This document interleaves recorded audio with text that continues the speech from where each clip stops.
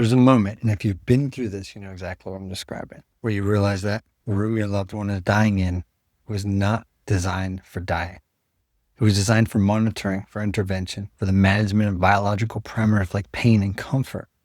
The lighting doesn't dim, the alarms that don't stop, the PA system announcing things over the hallway. Clean, unnatural antiseptic smell. The floor is linoleum, the bed adjusts mechanically, the ceiling is acoustic tile. I spent days in rooms like that watching my mother move through the dying process. And somewhere in those days, between the blood draws and the CT scans and the specialist consults and the consent forms, I kept thinking, we were not built for this. Not the dying person, not the family, none of us. This is an evolutionary mismatch story and is one of the most consequential mismatches of the modern era. To understand this mismatch, you have to understand the baseline. For the vast majority of human evolutionary history, say roughly 99% of our time as a species, death was acute. Infection, predation, trauma, hemorrhage, exposure. The mechanisms of death in the ancestral environment were fast acting. You were healthy, then you were injured or sick, then within hours or days, the question was resolved one way or the other. Prolonged dying, the kind measured in weeks, was vanishingly rare because the medical interventions required to sustain life through organ failure, sepsis, and cardiovascular collapse simply did not exist. Death was also communal. It happened at home, in the social group, witnessed by family of all ages and community members who had witnessed death before. Philippe Arias, the French historian who spent decades studying Western attitudes towards mortality, called ancestral death tamed death. Familiar, ritualized, public, accepted as a natural part of the life cycle rather than a medical failure to be prevented. The dying person was typically conscious and present until near the end. They gave instructions. They said goodbye. They were held. The community had templates for this, psychological frameworks, rituals. The experience of having watched people die before. Death was frightening, but it was not alien. It had a known shape or structure.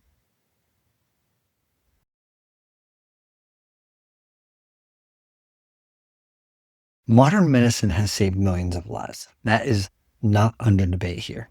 But one of its unintended consequences is a transformation of the dying process into something our evolved psychology was never prepared for. Atul Gawande, surgeon and writer, documented this transformation with unflinching clarity in Being Mortal, 2014. His central argument, the medicine has become so focused on fighting death that it has forgotten how to help people die. And in doing so, it has made the experience of dying significantly worse for patients and families while consuming extraordinary resources in the final weeks of life. I can attest to that. The numbers are stark. Studies have documented that a substantial proportion of Americans die in hospitals or intensive care units connected to machines in the final days and weeks of life. Many receive aggressive interventions, chemotherapy, surgery, mechanical ventilation, resuscitation in the final month that offer minimal benefit but impose significant burden. The family vigil, which in the ancestral environment would have lasted hours to a few days, now extends across weeks in the ICU.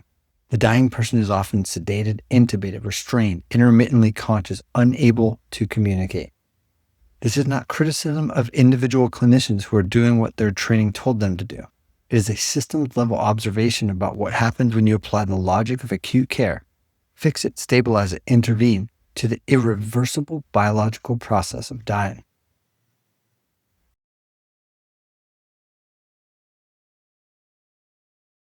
Here's the mismatch that nobody talks about enough.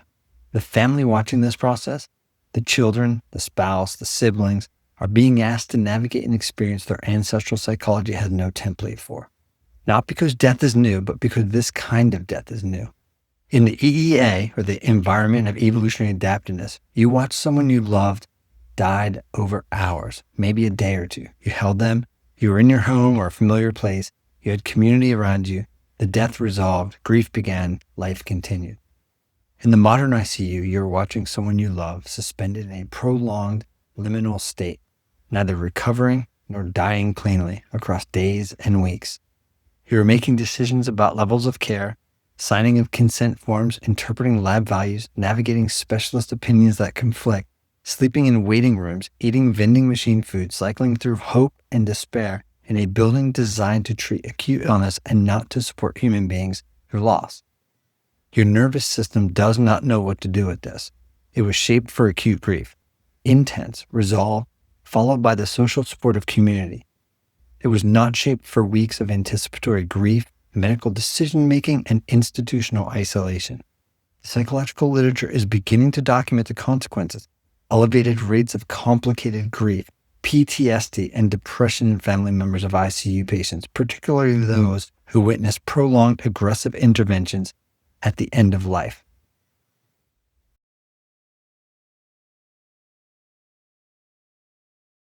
During those days, at some point, I had to get outside.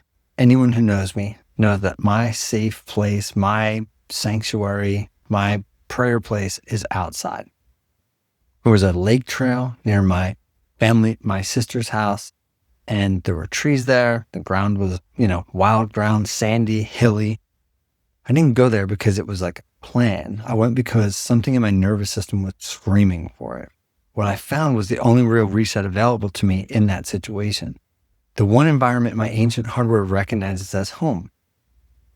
As mentioned in one of my other videos, Brotman and colleagues demonstrated in 2015 that 90 minutes in a natural environment compared to 90 minutes in an urban environment significantly reduced rumination and activity in the subgenual prefrontal cortex.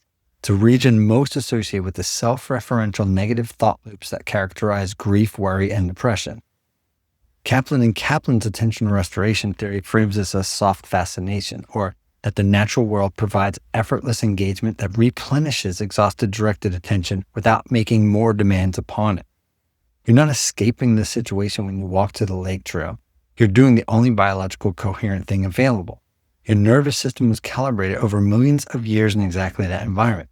The antiseptic corridor is the mismatch. The lake trail is the baseline. If you're reading this in the middle of watching someone you love die in a medical facility, my condolences, but go outside. Find whatever natural space is available. Walk, sit by some water if you can, not because it fixes anything, because your nervous system needs that habitat. It was built for that habitat, and you cannot afford to break down.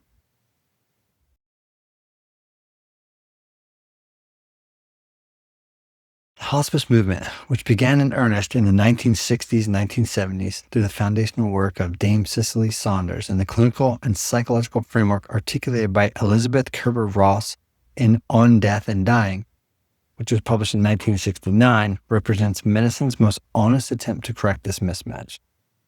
Hospice does not try to prevent death. It tries to make the dying process humane, comfort over intervention, symptom management over curative treatment, family presence over procedural necessity, familiar objects in the room. At one point, some of my mom's last words were she wanted a grilled cheese sandwich, and sure as hell, I made her a grilled cheese sandwich. She had no idea it was there, but it was familiar. Just what you do. Usually hospice has dimmer lighting, so it's not that fluorescent lighting. It's quieter, although we did have some noise in the room next to us. Permission to grieve in real time. It's not the ancestral death. It is still institutional, still medicalized at its edges, but it moves in the right direction. It acknowledges what the ICU cannot. That death is not a medical failure. It is a biological inevitability. And the question is not whether to prevent it, but how to meet it with dignity. My mother made that transition from the ICU to the hospice. It's in the same building. The difference in the room, in the quality of the air, in the pace, it was not subtle. Something in the environment shifted towards something older and more human. Not all the way, but shifted. We've built a medical system of extraordinary power. It keeps people alive who would have died in every prior era of human history. That power is real and it is worth having. But we have not built a culture of dying that matches the power of that system. We've medicalized a process that our evolved psychology understands as communal, embodied, acute, and ritually held, and we have turned it into something institutional, prolonged, technologically managed, and psychologically isolating. The mismatch cost here is not abstract. It is paid by dying people in ICU beds who cannot communicate with their families. It is paid by family members navigating grief in fluorescent corridors. It is paid by clinicians trained to fight death, who are never trained to recognize when the fight should end. The correction does not require rejecting medicine. It requires what the hospice movement has been arguing for 60 years, that dying is a human process, not a medical event. That comfort is a legitimate clinical goal. That the family at the bedside is not an inconvenience. They are the point.